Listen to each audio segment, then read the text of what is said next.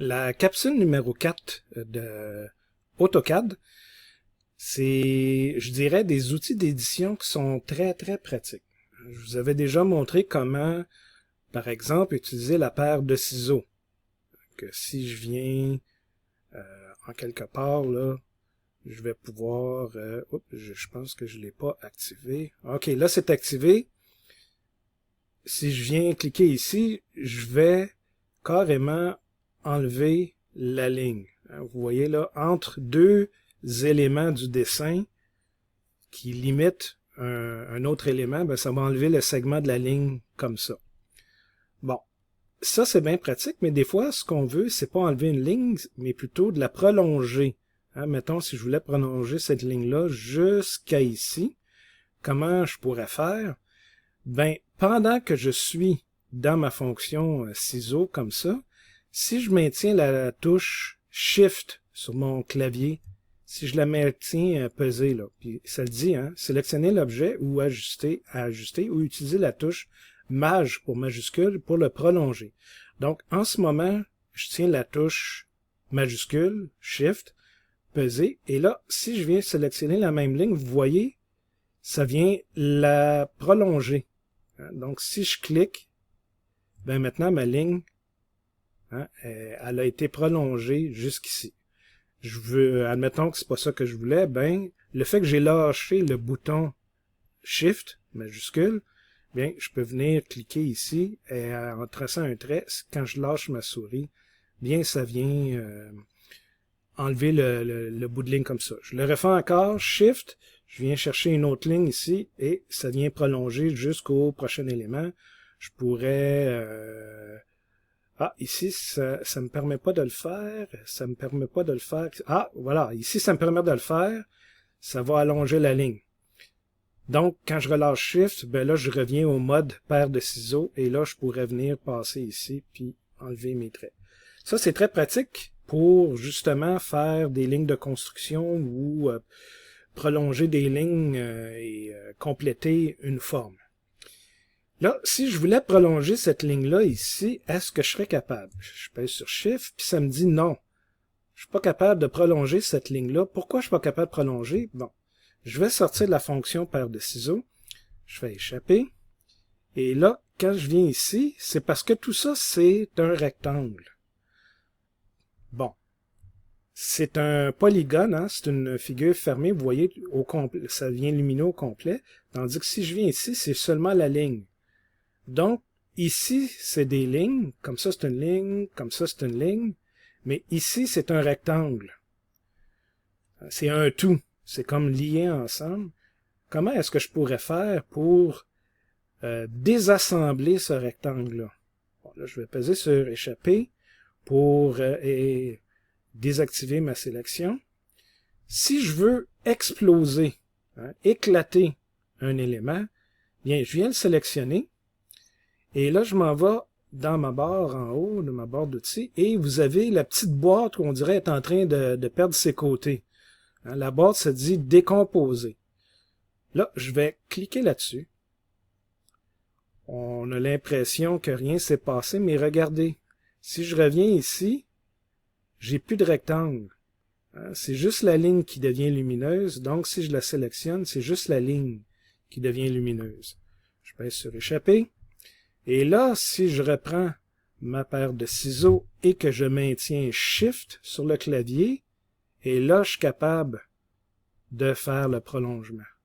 Donc, vous voyez, il y a certaines fonctions qui ne fonctionnent pas quand on essaie de les utiliser sur des éléments comme un entier, que tout est lié ensemble, comme un rectangle, un hexagone, un genre de polygone.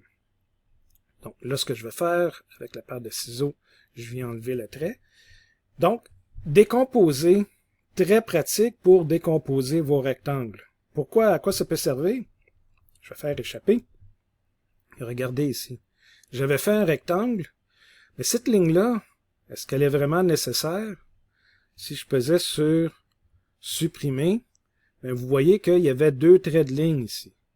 Donc, j'aurais pu prendre ma paire de ciseaux, m'en venir ici, tenir majuscule enfoncé, et là, je m'en viens ici, Et assurez-vous que vous êtes du bon côté de la ligne. Hein. Si je m'en viens ici, là, de ce côté-là, c'est l'infini. On ne peut pas étendre, faire l'étendue à l'infini.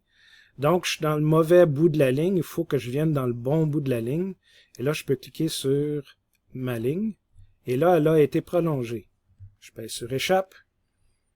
Et là, vous voyez, j'ai transformé 2 traits de ligne en une seule ligne comme ça, hein, sans avoir à dessiner quelque chose de nouveau. J'ai juste coupé, explosé, étendre, juste avec des fonctions d'édition comme ça. Bon, je désélectionne ma sélection, je désactive ma sélection. Donc, vous avez le bouton décomposer et il existe un autre bouton qui est très pratique aussi. Le bouton décaler. Je clique dessus et là, dans la petite boîte grise près de mon réticule, ça dit spécifier la distance de décalage. Là, en ce moment, c'est écrit 10. Je vais écrire 15, tiens. Et je vais peser sur Enter. Et là, ça me dit sélectionner l'objet. Bon, tiens, je vais venir sélectionner cette ligne-là ici. Et là, je déplace ma souris vers la droite ou vers la gauche. Vous voyez la ligne qui apparaît? Il y a comme une ligne décalée de 15 qui apparaît. Si je clique du côté que je veux, bien, j'ai une ligne qui est apparue ici. Je peux resélectionner la nouvelle ligne et me tasser vers la droite encore. Là, il y a une deuxième ligne qui apparaît, décalée de 15. Et là, je peux faire ça, ainsi de suite. Donc, si vous voulez faire des lignes et répéter des lignes comme ça, toujours à une distance égale, ça devient pratique. Hein, vous pouvez changer la distance. Si vous voulez changer la distance, bien, vous faites échapper pour sortir de la fonction. Vous redémarrez la fonction. Au lieu de 15, vous pouvez mettre 5. Enter. Et là, je viens sélectionner la ligne et je me tasse. Et vous voyez là, c'est beaucoup plus petit. Sélectionne, je me tasse, c'est plus petit. Je pourrais prendre sélectionne, je me tasse vers la gauche cette fois-ci. Vous voyez toutes les lignes que j'ai faites. Excellent. Je fais échapper. Je vais faire une boîte verte pour sélectionner toutes ces lignes-là. Et je les supprime tous ensemble. Bon, c'est pratique pour décaler, copier des lignes toujours à la même distance, mais à quoi ça peut être pratique aussi? Bien, regardez ce cercle-là. Si je regarde mon dessin, hein, c'est un cercle de rayon 12. Donc, un diamètre de 24.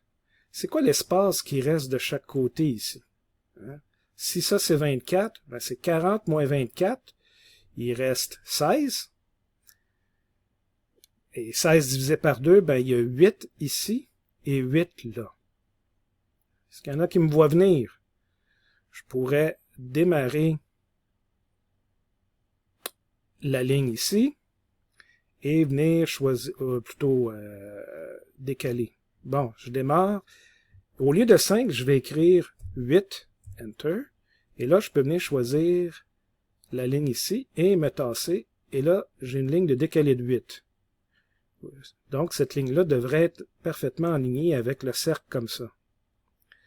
Là, je voudrais en faire une aussi décalée de 8 comme ça. Mais là, si je me tasse vers l'intérieur, vu que j'ai sélectionné le carré, ça me fait un carré de même. C'est pas ça que je voulais.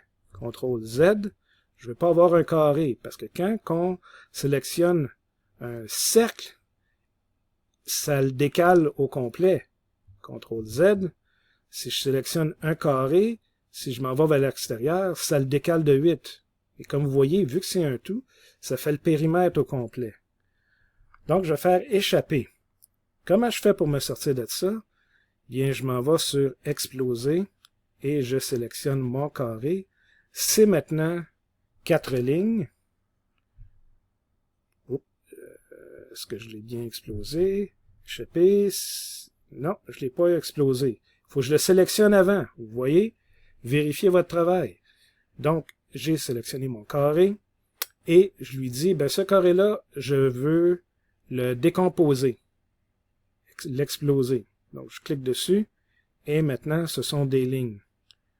Donc, je pourrais même effacer celle-ci et faire supprimer sur mon clavier. Et là, je pourrais venir faire décaler. Et là, ça me dit, ça se rappelle, hein, la dernière fois j'ai utilisé 8, je vais encore utiliser 8, je fais juste appuyer sur Enter pour confirmer la distance.